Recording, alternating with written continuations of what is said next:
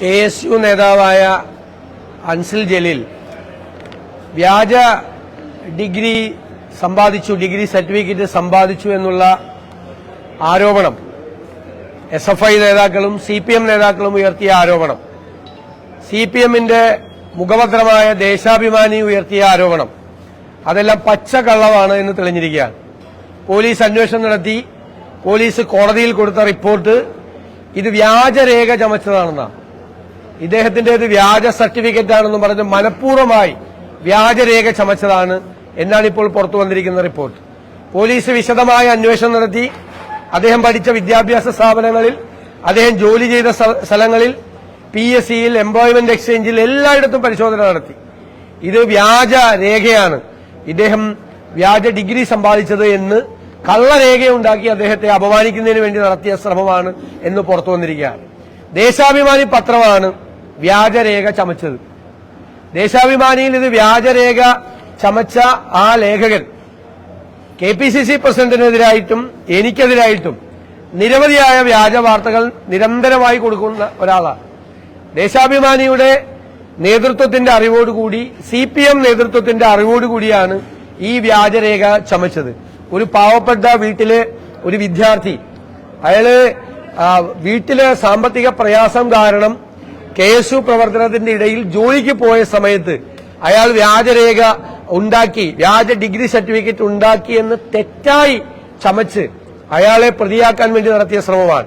SFI സംസ്ഥാന secretary ഉൾപ്പെടെയുള്ള നിരവധി SFI നേതാക്കന്മാർ പരീക്ഷ എഴുതാതെ പാസ്സായെന്നും വ്യാജ ഡിഗ്രി സർട്ടിഫിക്കറ്റ് ചമച്ചുവെന്നും ആരോപണം വന്നപ്പോൾ KSUക്കാരും ഇതുപോലെയാണ് എന്ന് വരുത്തി തീർക്കാൻ വേണ്ടി മനഃപൂർവ്വമായി നടത്തിയ ശ്രമമാണ്. ഞങ്ങൾ ഇതിനെക്കുറിച്ച് ഈ ആരോപണം വന്നപ്പോൾ തന്നെ അന്വേഷിക്കുകയും ഇത് തീർത്തും വ്യാജമാണ്, തെറ്റായ ആരോപണമാണ് എന്ന് മനസ്സിലാക്കി അത് മാധ്യമപ്രവർത്തകരോട് പറയുകയും ചെയ്തു. ഞാനത് പറഞ്ഞതിന്റെ പിറ്റേ ദിവസം എനിക്കെതിരായിട്ടും ഞാൻ ഈ വ്യാജ ഡിഗ്രി സംഘടിപ്പിച്ച അൻസിൽ ജലീലിനെ സംരക്ഷിക്കുകയാണ് എന്ന രീതിയിലുള്ള വാർത്ത വന്നു. അപ്പൊ ഈ വിദ്യാർത്ഥിക്ക്, ആ വിദ്യാർത്ഥിക്കുണ്ടായ മനക്ലേശത്തിന്, അപകീർത്തിക്ക് ദേശാഭിമാനിയും CPMഉം നഷ്ടപരിഹാരം കൊടുക്കണം എന്ന് ഞങ്ങൾ ആവശ്യപ്പെടുന്നു. ഈ ലേഖകനെ, നിരന്തരമായി വ്യാജ വാർത്തകൾ ചമയ്ക്കുന്ന ഈ ലേഖകനെ ദേശാഭിമാനിയിൽ നിന്നും പിരിച്ചുവിടുകയാണ് യഥാർത്ഥത്തിൽ വേണ്ടത്. അവരുടെ മാനേജ്മെന്റ് തീരുമാനിക്കട്ടെ. അതായത് KPCC പ്രസിഡന്റ് മോൻസൺ മാവുങ്കൽ ഒരു പെൺകുട്ടിയെ പീഡിപ്പിച്ച സമയത്ത് KPCC പ്രസിഡന്റിന്റെ സാന്നിധ്യം അവിടെ ഉണ്ടായിരുന്നു എന്ന് തെറ്റായി വാർത്ത കൊടുത്തതാണ്. അപ്പൊ ദേശാഭിമാനിയിൽ കോൺഗ്രസ് നേതാക്കന്മാരെ, പ്രതിപക്ഷ നേതാക്കന്മാരെ അപമാനിക്കുന്നതിന് വേണ്ടി ഒരു സംഘത്തെ ചുമതലപ്പെടുത്തിയിരിക്കുകയാണ്. ആ സംഘത്തിന്റെ തലപ്പത്ത് നിൽക്കുന്ന ഈ ലേഖകനാണ് ഒരു പാവപ്പെട്ട വീട്ടിലെ ഒരു കുട്ടി, ഒരു വിദ്യാർത്ഥിയെ സംബന്ധിച്ച് ഇല്ലാത്ത കേസുണ്ടാക്കി കഷ്ടപ്പെടുത്താൻ വേണ്ടി ശ്രമിച്ചത്. ഈ വിഷയം വളരെ ഗുരുതരമാണ്. പോലീസ് തന്നെ അന്വേഷണം നടത്തി കോടതിയിൽ കൊടുത്തിരിക്കുന്ന വളരെ കൃത്യമായ റിപ്പോർട്ടാണ്. വ്യാജ BCom സർട്ടിഫിക്കറ്റ് ഉപയോഗിച്ച് അൻസിൽ ജലീൽ ജോലി ആവശ്യങ്ങൾക്കും മറ്റുമായി ദുരുപയോഗം ചെയ്തു വരുന്നതായി ആരോ പത്രമാധ്യമങ്ങളിൽ വ്യാജ വാർത്ത നൽകിയതിന്റെ അടിസ്ഥാനത്തിൽ എന്നാണ് പറഞ്ഞിരിക്കുന്നത്. നിജസ്ഥിതി അന്വേഷിച്ച് ബോധ്യപ്പെട്ടു ഇത് തെറ്റാണ് എന്ന് പോലീസ് റിപ്പോർട്ട് ചെയ്തു. അപ്പൊ എത്ര ക്രൂരമായ വേട്ടയാടലാണ് ഒരു ചെറുപ്പക്കാരന്, ഒരു വിദ്യാർത്ഥിക്ക് നേരെ നടന്നത് എന്ന് കൂടി മനസ്സിലാക്കി ഇതിനകത്ത് നടപടിയെടുത്തില്ലെങ്കിൽ ഞങ്ങള് നിയമപരമായ നടപടികൾ സ്വീകരിക്കുന്നതിന് വേണ്ടി അൻസിൽ ജലീലിന് പൂർണ്ണമായ പിന്തുണയും പൂർണ്ണമായ സഹായവും ഞങ്ങൾ നൽകും എന്ന് വ്യക്തമാക്കാൻ ഞാൻ ഈ അവസരം ഉപയോഗിക്കും. രണ്ടാമത്തെ ഒരു പ്രധാനപ്പെട്ട പ്രശ്നം, കേരളത്തിലെ രോഗികൾ മുഴുവൻ വലയുകയാണ്. മരുന്ന് ലഭ്യമല്ല. ആശുപത്രികളിൽ, സർക്കാർ ആശുപത്രികളിൽ മരുന്നുകൾ ലഭ്യമല്ല. സർക്കാർ ആശുപത്രികളിൽ 75% മരുന്നുകളുമില്ല. ഈ മരുന്നുകൾ പുറത്തേക്ക് എഴുതി കൊടുക്കുകയാണ്. കാരണം കേരള മെഡിക്കൽ സർവീസസ് കോർപ്പറേഷൻ ആശുപത്രികളുടെ ഇന്റന്റുകൾ അനുസരിച്ചുള്ള മരുന്നുകൾ വിതരണം നടത്തുന്നില്ല. കാരണം മെഡിക്കൽ സർവീസസ് കോർപ്പറേഷൻ മരുന്നുകൾ കൊടുത്ത സ്വകാര്യ കമ്പനികൾക്ക് കോടിക്കണക്കിന് രൂപ പണം കൊടുക്കാറുണ്ട്. ആ പണം കൊടുക്കാത്തതുകൊണ്ട് ഈ KMCSLന് മരുന്ന് വിതരണം ചെയ്യുന്ന കമ്പനികൾ മരുന്ന് കൊടുക്കുന്നില്ല. പല മരുന്നിന്റെ ഒരു ബാച്ച് മാത്രമേ ഉള്ളൂ. ഈ ഒരു ബാച്ച് മാത്രം ലഭ്യമാകുന്നതുകൊണ്ട് മരുന്നിന്റെ സ്വാഭാവികമായ ഗുണനിലവാര പരിശോധന സംസ്ഥാനത്ത് നടക്കുന്നില്ല. ഇത് വ്യാജ കാലാവധി കഴിഞ്ഞ മരുന്നുകൾ വിതരണം നടത്തിയ സംസ്ഥാന സർക്കാരാണിത്. മഹാമാരിയുടെ കാലത്ത് കാലാവധി കഴിഞ്ഞ കത്തിച്ചു കളയേണ്ട മരുന്നുകൾ, കാലാവധി കഴിഞ്ഞ മരുന്നുകൾ വിതരണം നടത്തിയെന്ന് C&AG റിപ്പോർട്ടിലുള്ള സർക്കാരും മെഡിക്കൽ സർവീസസ് കോർപ്പറേഷനുമാണ് കേരളത്തിലുള്ളത്. അപ്പോ ഗുണനിലവാര പരിശോധന പോലും ഇല്ലാതെയാണ് ഇപ്പൊ മരുന്ന് വിതരണം നടത്തുന്നത്. കാരണം ചെറിയ ബാച്ചാണ് വരുന്നത്, മരുന്ന് ആവശ്യത്തിനില്ല. മന്ത്രി പറഞ്ഞത് എല്ലായിടത്തും മരുന്നുണ്ടെന്നാണ്. ആശുപത്രികളിൽ 75% മരുന്നില്ല. കാരണം മരുന്ന് വിതരണം നടത്താൻ പറ്റുന്നില്ല. സപ്ലൈകോയ്ക്ക് പറ്റിയത് തന്നെ മെഡിക്കൽ സർവീസസ് കോർപ്പറേഷൻ പറ്റിയതാണ്. സപ്ലൈകോയ്ക്ക് പറ്റിയത് എന്താ? വിതരണക്കാർക്ക് പണം കൊടുക്കാൻ പൈസ ഇല്ലാത്തതുകൊണ്ട് കഴിഞ്ഞ 6 മാസമായി 1500 കോടി രൂപ വിതരണക്കാർക്ക് കൊടുക്കാണ്ടാണ് മാവേലി സ്റ്റോറിൽ ഈ സബ്സിഡി ഐറ്റംസ് ഒന്നും ഇല്ലാത്തത്. സെയിം പ്രശ്നമാണ് മെഡിക്കൽ സർവീസസ് കോർപ്പറേഷൻ. പണം കൊടുക്കാനില്ല, മരുന്നിന്റെ പണത്തിന്റെ കുടിശ്ശിക കോടികളായി. അതുകൊണ്ട് മരുന്ന് വിതരണം പോലും സ്തംഭിപ്പിക്കുന്ന ഗുരുതരമായ അവസ്ഥയിലേക്ക് വരികയാണ്. മുഖ്യമന്ത്രിയും മന്ത്രിമാരും ഒന്നും ശ്രദ്ധിക്കാതെ നടക്കുകയാണ്. മുഖ്യമന്ത്രി സ്തുതിപാഠകരുടെ ഇടയിലാണ്, സ്തുതിപാഠകരുടെ വൃന്ദത്തിന്റെ ഇടയിലാണ് മുഖ്യമന്ത്രി. അപ്പൊ മുഖ്യമന്ത്രി സൂര്യനാണ്, കഴുകനാണ്, കാരണഭൂതനാണ്, കുന്തമാണ്, കുടച്ചക്രമാണെന്നൊക്കെ മന്ത്രിമാര് തന്നെ പറയുകയാണ്. ദൈവത്തിന്റെ വരദാനമാണ്. മുഖ്യമന്ത്രി അത് കേട്ട് മയങ്ങിയിരിക്കുകയാണ്, ഭരിക്കാൻ മറന്നുപോയി. ഈ സ്തുതിപാഠകരെ പ്രോത്സാഹിപ്പിക്കുന്ന എല്ലാ ഭരണാധികാരികൾക്കും സംഭവിക്കുന്നതാണ് പിണറായി വിജയന് സംഭവിക്കുന്നത്. ചരിത്രത്തിൽ നിന്ന് നമുക്ക് പഠിക്കാം. സ്തുതിപാഠകരുടെ ഇടയിൽപ്പെട്ടുപോയ എല്ലാ ഭരണാധികാരികൾക്കും ഉണ്ടായ ദുരന്തമാണ് അവര് ഭരിച്ച സംസ്ഥാനത്തിനും ഉണ്ടായിക്കൊണ്ടിരിക്കുന്നത്, അവർ ഭരിക്കുന്ന ഈ കേരളത്തിനും ഉണ്ടായിക്കൊണ്ടിരിക്കുന്നത്. ഇത് കേട്ട് ആസ്വദിക്കുകയാണ്. പണ്ട് P. ജയരാജനെതിരായിട്ട് ആരോ ഒരു പാട്ടിറക്കിയെന്ന് പറഞ്ഞ് അത് വ്യക്തിപൂജയാണ് എന്ന് ആക്ഷേപം ഉന്നയിച്ച പാർട്ടിയാണ്. ആ പാർട്ടിയുടെ സംസ്ഥാന സെക്രട്ടറി വന്നിട്ട് പറയാണ് മുഖ്യമന്ത്രി സൂര്യനാണ്, കരിഞ്ഞു പോകുന്നു. അപ്പൊ അടുത്തേക്ക് പോയാൽ കരിഞ്ഞു പോകും. ഇനി അഥവാ കരിഞ്ഞു പോയില്ലെങ്കിൽ വീട്ടിലേക്ക് മറ്റേ ഇന്നോവ കാർ അയക്കും, 51 വെട്ടുവെട്ടി കരിയിച്ച് കളയും. ഒരാൾ പറയുന്നു സൂര്യനാണ്, വേറൊരാൾ പറയുന്നു കഴുകനാണ്, വേറെ ആൾ പറയുന്നു കാരണഭൂതനാണ്, വേറൊരാൾ പറയുന്നു ദൈവത്തിന്റെ വരദാനമാണ്. ആരാണ് ശരിക്കും പിണറായി വിജയൻ? ആരാണ് ശരിക്കും പിണറായി വിജയൻ? അതേ ഏത് ലോകത്താണുള്ളത്? നാട്ടിലെ സ്ഥിതി ഇതാണ്. KSRTC കൂട്ടാറായി, വൈദ്യുതി ബോർഡിന് 40,000 കോടി കടമായി, മാവേലി സ്റ്റോറിൽ സാധനമില്ല, ആശുപത്രികളിൽ മരുന്നില്ല, സാമൂഹ്യ സുരക്ഷാ പെൻഷൻ കൊടുത്തിട്ട് 5 മാസമായി, ജീവനക്കാർക്കും പെൻഷൻകാർക്കും കൊടുക്കാനുള്ളത് 40,000 കോടിയാണ്, കരാറുകാർക്ക് കൊടുക്കുന്നത് 12,000 കോടിയാണ്, പട്ടികജാതിക്കാർക്ക് 3 കൊല്ലമായിട്ട് ഒരാനുകൂല്യം കൊടുത്തിട്ടില്ല. സംസ്ഥാനത്തെ ഭവന നിർമ്മാണ പദ്ധതിയായ ലൈഫ് മിഷൻ സ്തംഭിച്ചു. എല്ലാ സാമൂഹ്യ സുരക്ഷാ പരിപാടികളും വികസന പരിപാടികളും പൂർണ്ണമായി സ്തംഭിച്ചു. അപ്പോഴാണ് ഈ സ്തുതിപാഠക സംഘം ഇറങ്ങിയിട്ട് ഇപ്പൊ ഒരു പുതിയ അവതാരമാണ് കേരളത്തിൽ അവതരിച്ചിരിക്കുന്നത് എന്ന് വരുത്തി തീർക്കുന്ന ഏറ്റവും ദയനീയമായ സ്ഥിതിയിലേക്ക് CPM എന്ന് പറയുന്ന പാർട്ടി എത്രമാത്രം ജീർണിച്ചിരിക്കുന്നു എന്നതിന്റെ ഏറ്റവും അവസാനത്തെ ഉദാഹരണമാണ് പിണറായിയെ സ്തുതിച്ചുകൊണ്ടിറങ്ങിയ അവസാനത്തെ വീഡിയോ ഗാനം. കേരളത്തെക്കുറിച്ച് ഇങ്ങനെയാണ് CPM ധരിച്ചു വച്ചിരിക്കുന്നത്.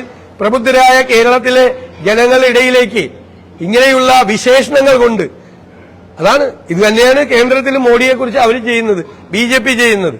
അതിന്റെ വേറൊരു ഫോർമാറ്റിലാണ് കേരളത്തിൽ പിണറായി വിജയനെ അവതരിപ്പിക്കാൻ ശ്രമിക്കുന്നത്. ഇത് കേട്ട ആളുകൾ ചിരിക്കുകയാണ് എന്ന് മനസ്സിലാക്കാൻ ബോധമില്ലാത്തവരായി കേരളത്തിലെ CPM നേതൃത്വം അധപ്പതിച്ചല്ലോ എന്നാണ് ഞങ്ങളുടെ സങ്കടം.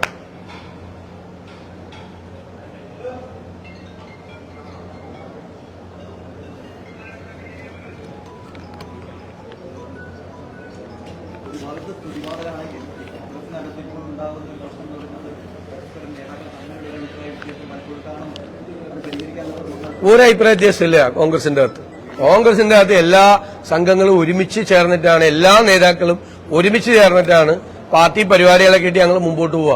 കേരളത്തിൽ UDFന്റെ നേതൃത്വത്തിലുള്ള വിചാരണ സദസ്സുകൾ കേരളത്തിലെ എല്ലാ നിയോജകമണ്ഡലങ്ങളിലും നടക്കുകയാണ്. മുഴുവൻ നേതാക്കന്മാരും, മുഴുവൻ UDF നേതാക്കന്മാരും അതിൽ പങ്കെടുക്കുന്നുണ്ട്. KPCC പ്രസിഡന്റ് ചികിത്സാർത്ഥം താൽക്കാലികമായി അദ്ദേഹം അമേരിക്കയിലേക്ക് പോയിരിക്കുകയാണ്.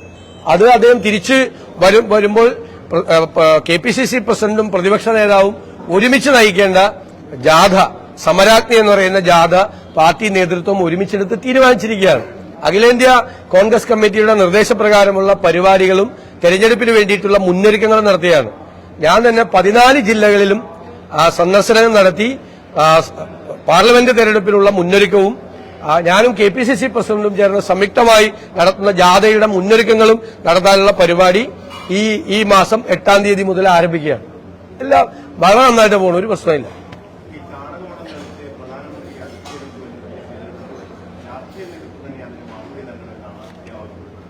അല്ലെങ്കിൽ അത് കോൺഗ്രസ് നേതൃത്വം UDF ഒന്നും അല്ല ചെയ്തത്, അവിടുത്തെ കുട്ടികളെ ചെയ്ത. ഞാനെന്തു പറയാറ്?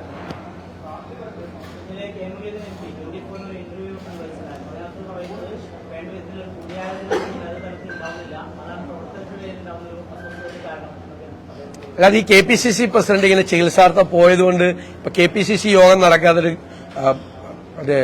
ഗൂഗിൾ മീറ്റിംഗ് ആണ് 2 പ്രാവശ്യം നടത്തിയത്. അപ്പൊ അദ്ദേഹം തിരിച്ചു വന്നു കഴിഞ്ഞാൽ മീറ്റിംഗ് നടക്കും. UDF യോഗം എല്ലാ മാസവും UDF യോഗം നടക്കാറുണ്ട്, ഒരു കാലത്തില്ല. ഏറ്റവും കൂടുതൽ UDF യോഗങ്ങൾ നടന്നത് ഈ ടൈമിലാണ്. ഞാൻ UDF ചെയർമാനായി വന്നതിന് ശേഷമാണ് ചരിത്രത്തിൽ ഏറ്റവും കൂടുതൽ UDF യോഗങ്ങൾ നടന്നത്. എല്ലാ നേതാക്കന്മാരെയും വിളിച്ചവരുമായിട്ട് ഞങ്ങൾ കൂടിയാലോചന നടത്താറുണ്ട്. വീണ്ടും 10-ാം തീയതി യോഗമുണ്ട്. ഈ ഒരു മാസം മാത്രം നടന്നില്ല, കാരണം എല്ലായിടത്തും വിചാരണ സദസ്സ് നടക്കുന്നുണ്ട്. അല്ലാതെ എല്ലാ മാസവും UDF യോഗങ്ങൾ കൃത്യമായി നടത്താറുണ്ട്. KPCC പ്രസിഡന്റ് തിരിച്ചു വന്നാൽ KPCC യോഗങ്ങൾ നടക്കാം. ഇതിലൊന്നും അതെ കൂടിയാലോചന നടക്കുന്നുണ്ട്. ഇനി കൂടുതൽ വേണമെങ്കിൽ കൂടുതൽ നടത്തും.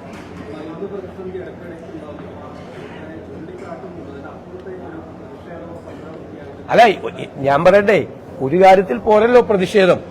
അതിന്റെ പൊതുവായ പ്രതിഷേധമാണ് ഇപ്പൊ ഞങ്ങൾ നടത്തുന്ന വിചാരണ സദസ്സ്. അതിന്റെ ഭാഗമായിട്ടുള്ള സമരത്തിന്റെ ഭാഗമാണ്. കഴിഞ്ഞ 6 മാസത്തിനുള്ളിൽ 2 പ്രാവശ്യം UDF സെക്രട്ടേറിയറ്റ് സ്തംഭിപ്പിച്ചു. ഉപരോധം, സമരമാണ്. എല്ലാ വിഷയത്തിലും സമരം നടത്താൻ പറ്റില്ല. അപ്പൊ ഞാനിപ്പോ ഒരു സീക്വൻസ് പറയാം, സീരീസ് പറഞ്ഞു. ഏത് KSRTC, KSCB, Supplyco, medical services corporation, കെട്ടിട നിർമ്മാണ തൊഴിലാളി ക്ഷേമനിധി board, social security schemes, development schemes, ഓരോന്നിനോരോന്നിന് സമരം ചെയ്യാൻ പറ്റുമോ? എല്ലാം കൂടി ഒരുമിച്ചാണ് ഈ ഗവൺമെന്റിനെ വിചാരണ ചെയ്യുന്ന, ജനങ്ങളുടെ കോടതിയിൽ വിചാരണ ചെയ്യുന്ന വിചാരണ സദസ്സ് നടക്കുന്നത്. അതിനുശേഷം എല്ലാ UDF ഘടകകക്ഷികളുടെയും നേതൃത്വത്തിലുള്ള പരിപാടികൾ നടക്കുകയാണ്. ഇപ്പൊ യൂത്ത് ലീഗിന്റെ യൂത്ത് മാർച്ച് നടന്നു, യൂത്ത് കോൺഗ്രസിന്റെ പ്രതിഷേധങ്ങൾ നടന്നു, വിദ്യാർത്ഥി പ്രശ്നങ്ങൾ ഉന്നയിച്ചുകൊണ്ട് KSU നേതൃത്വത്തിൽ പരിപാടി നടന്നു. ഇന്ന് വണ്ടിപ്പെരിയാറിൽ മകളെ മാപ്പ് എന്നുള്ള പേരിൽ നാളെ വലിയ പരിപാടി KPCCയുടെ നേതൃത്വത്തിൽ നടക്കുകയാണ്. KPCCയുടെ നേതൃത്വത്തിൽ DGP ഓഫീസ് മാർച്ച് നടത്തി. യൂത്ത് കോൺഗ്രസ് 100 കണക്കിന് പേര് ജയിലിലാണ്, ഇപ്പോഴും നിരവധി പേര് ആശുപത്രികളിലാണ്. 3 കുട്ടികൾക്കാണ് ഞങ്ങൾ സർജറി നടത്തിയത്, മേജർ സർജറി. കാൽപാദം വരെ അറ്റുപോയി. ഇത്രയും വലിയ സമരം ഏത് കാലത്താണ് നടന്നിട്ടുള്ളത്? ഇത്രയും അഗ്രസീവായിട്ടുള്ള സമരം നടന്നിട്ടുള്ളത് ഏത് കാലത്താണ്? എല്ലാ സംഘടനകളും സമരത്തിലാണ്, മഹിളാ കോൺഗ്രസ് ഉൾപ്പെടെ, വനിതാ സംഘടനകൾ ഉൾപ്പെടെ, UDFന്റെ വിവിധ കക്ഷികൾ ഉൾപ്പെടെ സമരത്തിലാണ്. ഇപ്പൊ ഒരു പുതിയ കാസ്പിന്റെ ഞങ്ങളിത് വിചാരണ സദസ്സിലേക്ക് ഉന്നയിക്കുന്ന പ്രധാനപ്പെട്ട, അതായത് ഇപ്പോ സ്വകാര്യ ആശുപത്രികൾ ചേർന്ന് കാസ്പിന്റെ കാർഡ് സ്വീകരിക്കണ്ടെന്ന് പറഞ്ഞിരിക്കുക.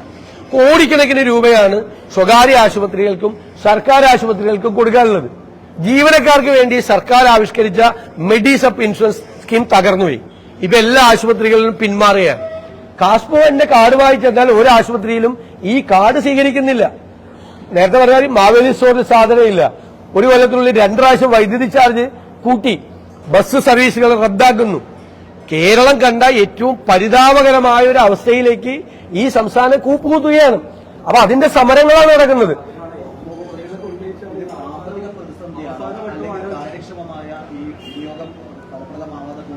അല്ല, ഇത് ഞങ്ങൾ മുൻകൂട്ടി പറഞ്ഞല്ലേ.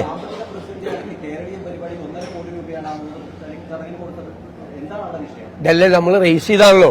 ഞങ്ങൾ 2020 ഡിസംബറിൽ തന്നെ ഞാൻ കൺവീനറായിട്ട് ശ്രീ രമേശ് ചെന്നിത്തല നിർദ്ദേശിച്ചനുസരിച്ച് ഞങ്ങളൊരു വൈറ്റ് പേപ്പർ ഇറക്കി. കഴിഞ്ഞ കൊല്ലം ഒരു വൈറ്റ് പേപ്പർ ഇറക്കി UDF.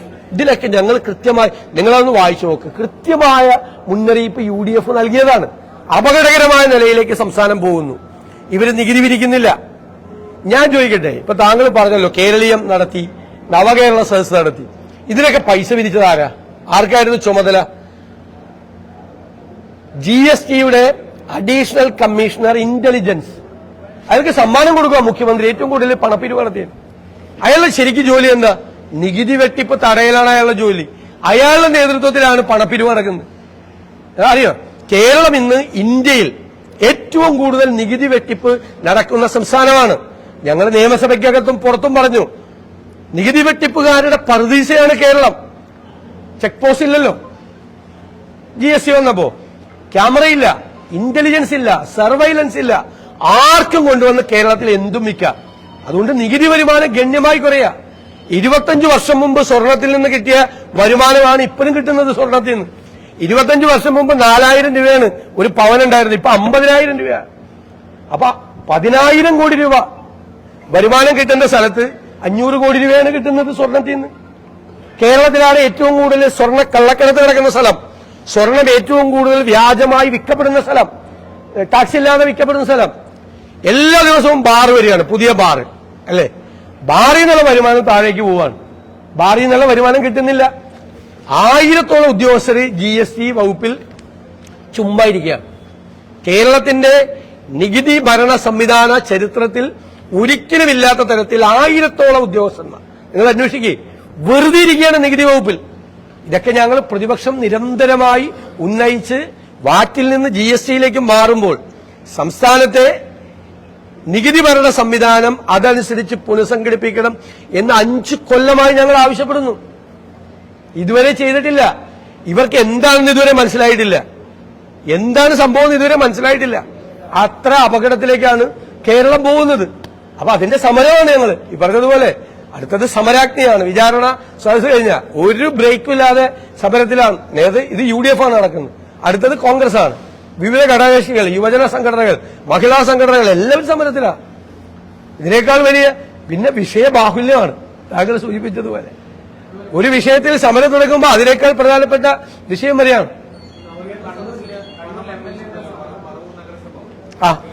അപ്പൊ മുഖ്യമന്ത്രി 7 നവകേരള സദസ്സിൽ വെച്ച് എന്നെ പരിഹസിച്ചു. കാരണം പ്രതിപക്ഷ നേതാവിന്റെ നഗരസഭ വരെ നവകേരള സദസ്സിന് 1 ലക്ഷം രൂപ അടച്ചെന്ന് പറഞ്ഞു.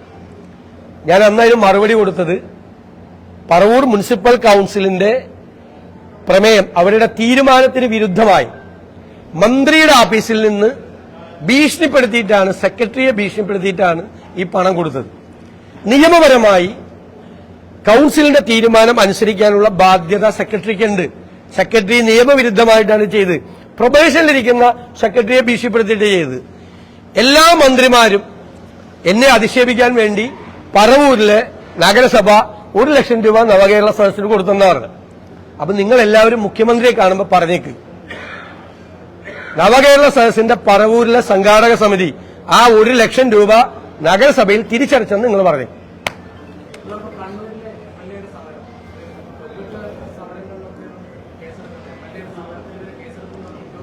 നിങ്ങള് യൂണിവേഴ്സിറ്റിയിൽ സമരം നടന്നു. SFI സംസ്ഥാന സെക്രട്ടറി ബാരിക്കേഡിന്റെ മുകളിൽ കയറിയിരുന്നു. ഒരു പോലീസ് ഉദ്യോഗസ്ഥരോട് പോയി കക്കൂസ് കയറിയിടാന്ന് പറഞ്ഞു. അത് കണ്ട് അതിനേക്കാൾ ഉന്നത ഉദ്യോഗസ്ഥൻ ചിരിച്ചുകൊണ്ട് നിന്നു. അവനെ തോളിലിട്ട് ലാളിച്ച് മോനെ കുട്ട എന്ന് പറഞ്ഞ്, അതാണ് ഞാൻ പറഞ്ഞത്, ഒരു പാൽക്കുപ്പിയും കൂടി കൊടുക്കാൻ പറഞ്ഞത്. അവനെ സ്നേഹിച്ചു കൊണ്ടുപോയി വണ്ടിയിൽ കയറ്റി. ഇല്ലേ, കണ്ണൂരിൽ MLA പോലീസിനെ പരസ്യമായിട്ട് വെല്ലുവിളിച്ചു ഉണ്ടല്ലോ. കല്യാശ്ശേരിയിലെ ഏരിയ കമ്മിറ്റി സെക്രട്ടറി എന്നിട്ട് പറഞ്ഞു പോലീസിന്റെ പിടിപ്പുകേടാണ് കല്യാശ്ശേരിയിൽ അക്രമം ഉണ്ടാകാനുള്ള കാരണം എന്ന് പറഞ്ഞു. നിരന്തരമായി MV ജയരാജൻ കണ്ണൂർ ജില്ലാ സെക്രട്ടറി പോലീസിനെതിരായി ആക്ഷേപം ഉന്നയിച്ചു. ആലപ്പുഴയിൽ, തിരുവനന്തപുരത്ത് എല്ലാ പാർട്ടി നേതാക്കൾ പോലീസുമായി സംഘർഷത്തിലാണ്. എല്ലായിടത്തും പോലീസിനെ നോക്കുകുത്തിയാക്കി മാറ്റി. യഥാർത്ഥത്തിൽ ഈ ഒരു പോലീസ് ഉദ്യോഗസ്ഥരോട് പോയി കക്കൂസ് കയറിട എന്ന് പറയുമ്പോൾ, SFI നേതാവ് പറയുമ്പോൾ അവരെ ശാസിക്കാൻ ഈ ആഭ്യന്തര വകുപ്പിന്റെ ചുമതലയുള്ള ഈ മുഖ്യമന്ത്രി എവിടെ പോയിരിക്കുകയാണ്? പോലീസ് സേനയ്ക്ക് മുഴുവൻ അപമാനമല്ലേ? പോലീസിന്റെ മുറയിലല്ലേ പോയത്? MLA വിരട്ടുന്നു പോലീസിനെ, SFI നേതാക്കന്മാർ വിരട്ടുന്നു, DYFI നേതാക്കന്മാർ വിരട്ടുന്നു, പോലീസ് സ്റ്റേഷനിൽ കയറിയ ആളെ തല്ലുന്നു, പോലീസ് പ്രിവന്റീവ് ഡീറ്റെയിൽസിൽ എടുത്ത ആളുകളെ പോലീസ് സ്റ്റേഷന്റെ അകത്ത് തല്ലുന്നു. ചാലക്കുടിയിൽ പോലീസ് ജീപ്പിന്റെ മീതെ കയറിയെന്ന് പോലീസ് ജീപ്പ് തല്ലിപ്പൊളിക്കുന്നു. SFI നേതാവ് പറയുന്നു ചാലക്കുടിയിലെ SIയെ പേപ്പട്ടിയെ പോലെ റോട്ടിലിട്ട് തല്ലിക്കൊല്ലുന്നു. എന്തിനാ മുഖ്യമന്ത്രി ഈ ആഭ്യന്തര വകുപ്പ് കയ്യിൽ വെച്ചുകൊണ്ടിരിക്കുന്നത്? എന്തിനാ ഇങ്ങനെ ഭരിക്കുന്നത്? സ്വന്തം പാർട്ടിക്കാരെ സ്വന്തം പോലീസിനെ ഇങ്ങനെ അപമാനിക്കുന്നത് കണ്ട് അങ്ങേക്ക് നാണമാവുന്നില്ലേ എന്നാണ് എന്റെ ചോദ്യം.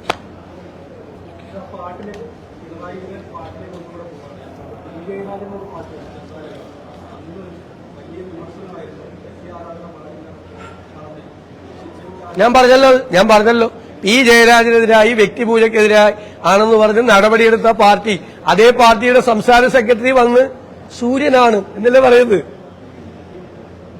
പിന്നെ പാർട്ടി ഇങ്ങനെ പ്രചരിപ്പിച്ചുകൊണ്ടിരിക്കുകയാണ് CPM ഹാൻഡിൽ കൂടി. അത് എഴുതിയാണ് സമ്മതിക്കണം. കഴുകനാണ്, അവനറിയാതെ അവന്റെ ഉള്ളിൽ നിന്ന് എഴുതി പോയതാണ്, കഴുകനാണ്.